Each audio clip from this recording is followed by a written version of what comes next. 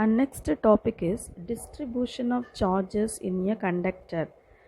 Consider two conducting spheres A and B of radii r1 and r2 respectively, which are connected by thin conducting wire. And next, if a charge q is introduced into any one of the sphere, this charge q is redistributed into both the spheres such that the electrostatic potential is same in both the sphere.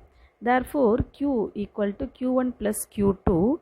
The charges are distributed only on the surface and there is no net charge inside the conductor. Now, the electrostatic potential at the surface of sphere A is given as VA equal to 1 by 4 pi epsilon naught Q1 by R1. Like electrostatic potential on the surface B, VB equal to 1 by 4 pi epsilon naught Q2 by R2. Because of equipotential surface VA equal to VB, therefore we have to compare both the VA and VB.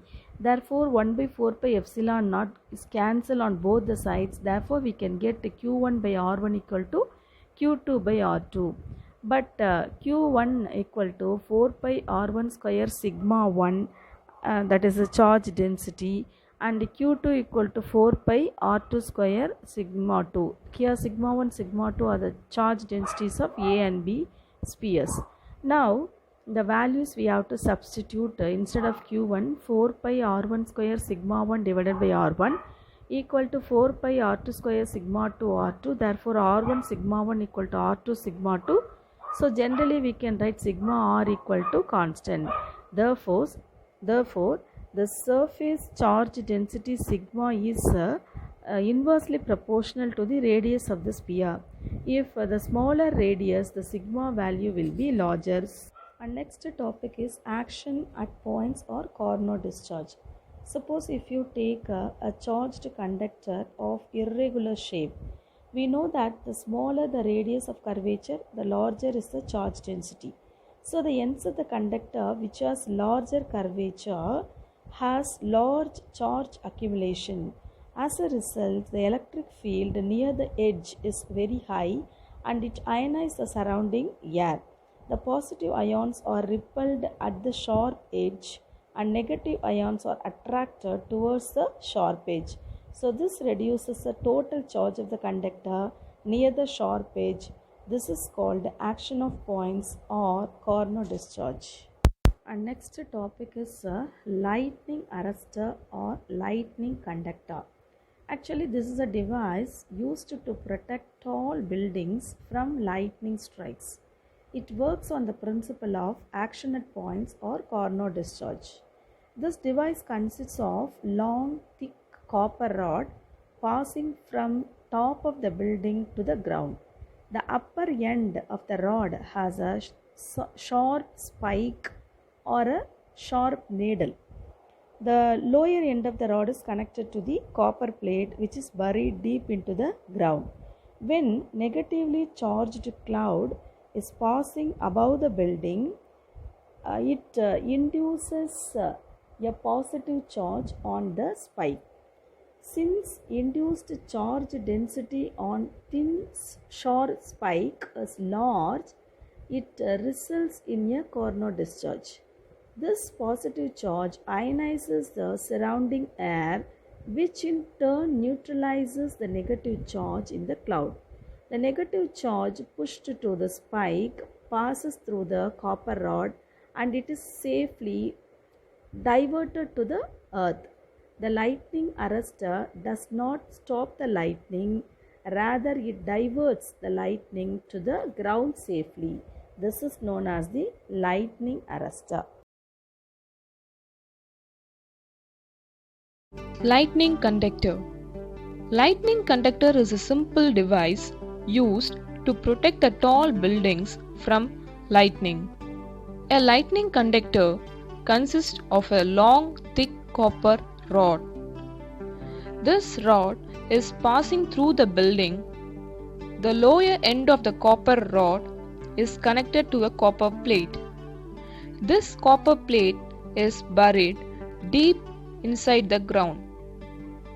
The upper end of the copper rod is connected to a copper plate which has got number of spikes.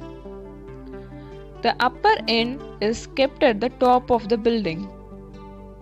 Now, we shall see the working of the lightning conductor.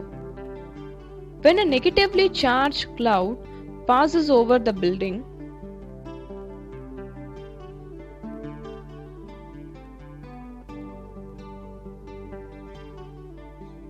due to the action of points, the positive charge of high potential is induced on the spikes of the lightning conductor. Due to the high positive potential of the lightning conductor, the air gets ionized near the conductor.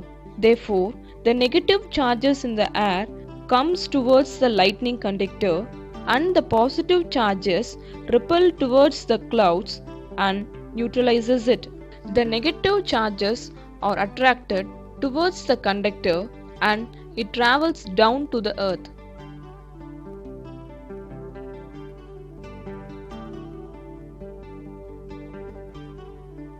Therefore, the building is prevented from the damage of lightning. This animation describes about the parts of the Van de Graaff generator and the working principle of Van de Graaff generator. Description of the parts of Van de Graaff generator. A Van de Graaff generator consists of a hollow metallic sphere A. The sphere is mounted on an insulating pillar. B and C are the two fixed pulleys. A belt made up of silk is moved over the two pulleys B and C. D and E are the two fixed combs. D is connected to a battery of 10 power 4 volts. The other end of the battery is connected to the ground. The pulley is continuously rotated by means of an electric motor. The upper comb E is connected to the inner side of the hollow sphere A. Working of the Van de Graaff generator. The comb D is connected to the battery of a high potential. The high potential from the battery ionizes the air near the comb D. That is, the air molecules are separated into electrons and positive ions. The electrons are attracted towards the comb E and the positive charges are repelled towards the belt and stick on it.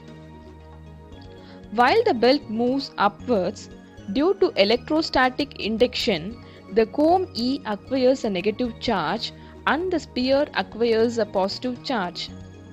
Due to a high negative potential on E, the air gets ionized. The positive ions are attracted towards the comb E and the negative charges are repelled towards the belt and neutralizes the positive charges on the belt. Therefore, while the belt comes downwards, it has no charge. Therefore, each and every time the positive charge on the sphere will goes on increasing till it attains a limiting value.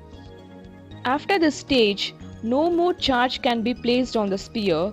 It starts leaking to the surrounding due to ionization of the air. The leakage of charge from the sphere can be reduced by enclosing it in a gas filled with steel chamber at a very high pressure. The high voltage produced in this generator can be used to accelerate positive ions, that is, protons and neutrons, for the purpose of nuclear disintegration. Dear students, up to this the first lesson is over. Afterwards we will meet again in the second lesson videos.